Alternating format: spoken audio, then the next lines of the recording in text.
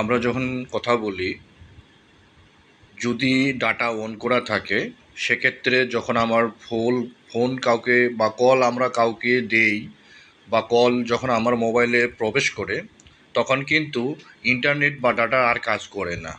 তো আজকের এই ভিডিওটিতে দেখাবো যে আপনার এমন একটি অপশন চালু করে রাখবেন, যে অপশন কল আসলেই বা কল গেলেই আপনার কিন্তু ইন্টারনেট চলতে থাকবে। সেটি কিভাবে করবেন খুব দ্রুততার সহিত আজকের এই ভিডিওতে। তো চলে যাই কাজে। প্রথমে আপনারা যে কাজটি করবেন, আপনারা মোবাইলের সেটিংয়ে যাবেন। সেটিংয়ে যাওয়ার পরে আপনারা যেখানে থাকবেন মোবাইল নেটওয়ার্কে ক্লিক করবেন। ক্লিক করার পরে আপনি যে সিমে, আপনার তো এখানে একাধিক সিম থাকতে পারে, আপনি যে সিমে ডাটা নিচ্ছেন সেই সিমের উপর আপনারা ক্লিক করবেন।